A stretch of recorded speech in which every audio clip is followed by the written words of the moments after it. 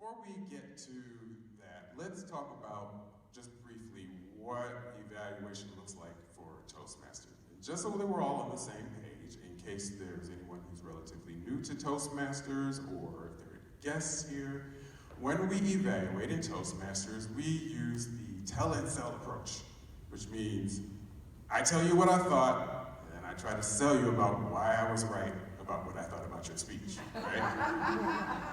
So I'm going to give you a point, and then I'm going to support that point with evidence from what you did and why I think it was either great or why I think there was room for improvement there. And it really is not a time for a conversation. It's really a time for the speaker to listen and take in the feedback. It's a time for the evaluator to give great information without being interrupted. Now, if you want to have a conversation later, that's great, you can. But at this point, the evaluator talks and the speaker listens. Evaluations benefit everybody in the club, really. A good evaluation can benefit all the audience members, which in most cases, we're talking about the club members, by example, by hearing from a good evaluator what made a specific speech good, and by hearing what a good evaluation sounds like. Good evaluations can help benefit the evaluator too. You can motivate yourself, because when you're the evaluator, don't you find yourself paying more attention to what's going on? And you find yourself really locking in on what's going to make this good, and where is there room for improvement. Then when it's time for you to speak yourself, those things stay with you. So it's a good opportunity for you to motivate club members, yourself, and a chance for you to evaluate, to motivate, if I could hit the right button here, the speaker, of course. Obviously, the primary purpose of giving feedback is to motivate the speakers, because we want to provide them that immediate feedback like you talked about. We want to give them methods for improvement. It's very important when we're giving evaluations that it's beyond just, well, this is good, and that could have been better. Okay, it could have been better. How? Tell me something. Give me something a little more. So we want to give immediate feedback. We want to give methods for how they can improve, and we always, always, always want to focus on building people's self-esteem. It is critical in Toastmasters that we think about evaluating to what?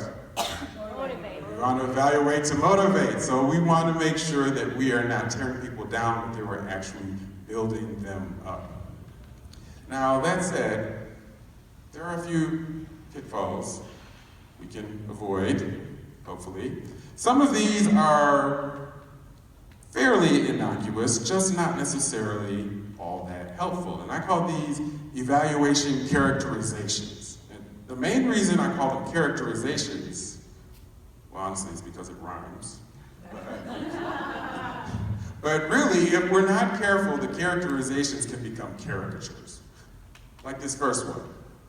Tell me if you've seen or done this, and don't be this guy, okay?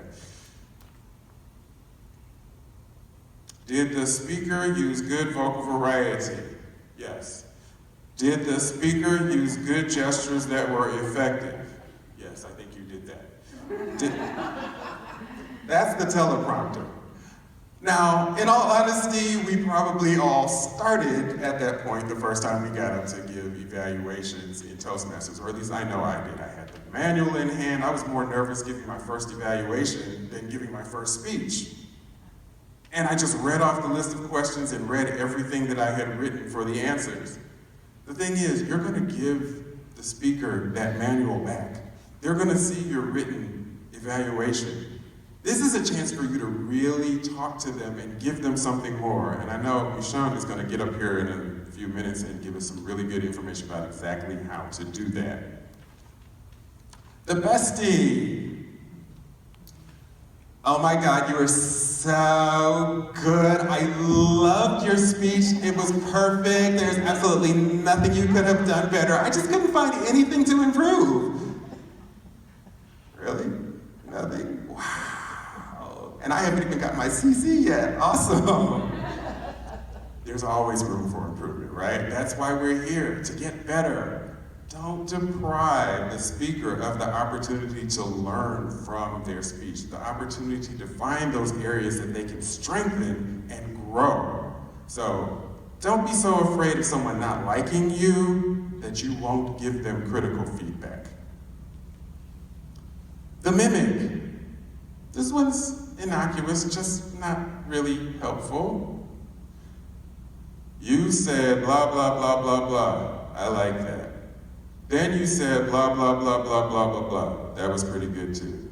Oh yeah, and then there was this one part where you said blah, blah, blah, blah, blah, blah, blah.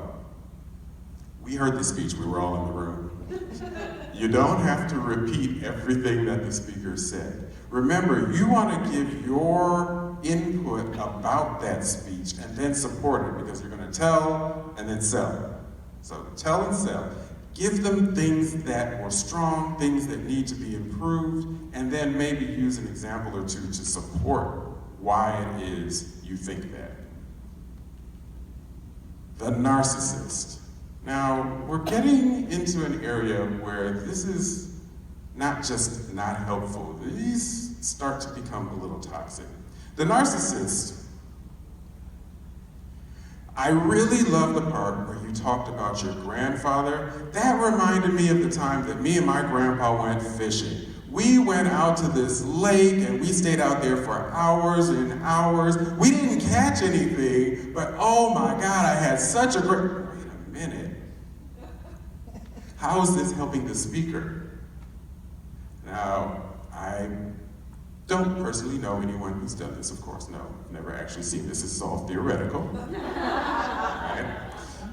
But sometimes some of us may get up and suddenly turn the evaluation of someone else's speech into our own personal icebreaker or a chance to tell our story. Remember, you're trying to motivate that speaker to be the best speaker they can be, and so you want to give them feedback on what they did. If you find yourself talking too much about yourself and your thoughts and feelings, maybe dial it back just a little bit. And the last one, this one can really be toxic. This one can become toxic to the individuals and to the club as a whole. The critic is the one who gets up and says, well, you should have done this. And really, it's not correct for you to do this. And we don't do it that way. It's not proper. Calling someone a critic may seem like it's the same thing to say they're an evaluator, but it's not the same. This is someone who's getting up there, not because they want to be helpful and really contribute, but because they want everyone else to know how much they know and how much better they are. I honestly have not seen a lot of this, but when I do see it, it's really, really bad. So if you see it in your clubs, do whatever you can to address it tactfully and appropriately. And if for any reason you see it in yourself, please, please, please check in with yourself about what you're doing. I know I have in the past had to do that. So, all right, let's get on to the positive. How to evaluate effectively. First, talk with the speaker beforehand. How many people here have actually had a conversation with the speaker about what their personal goals for the speech were before they did an evaluation, before the speaker actually spoke? That is awesome. You guys know exactly what you're doing. What's the benefit of doing that? Personalize it. Personalize it.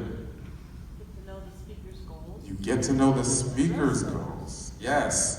So if you know what the speaker is trying to do and you know what they're afraid of or what they're looking for, you can give that feedback and watch for it when they're doing the speech. Show that you're interested.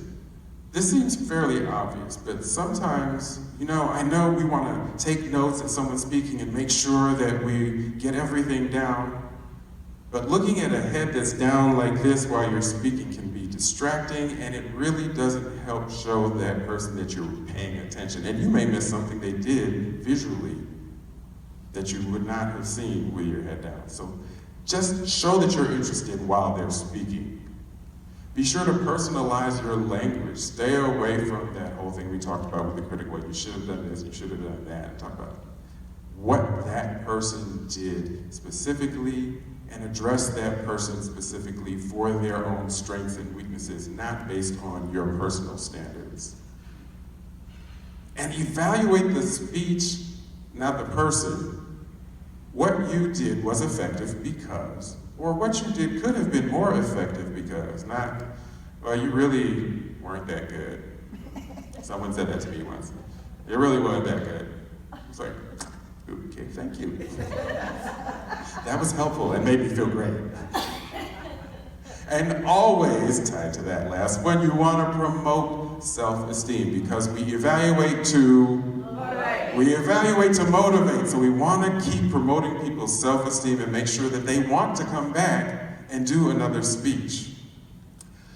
All these things together, knowing that evaluations benefit everyone, remembering those evaluation characterizations to avoid, and taking steps to evaluate effectively can contribute to a great atmosphere in your club, to a stronger club membership, and to better speakers all around. And one last time, just because I want to be sure that you all knew what the purpose of this presentation was. What do? We Evaluate to motivate.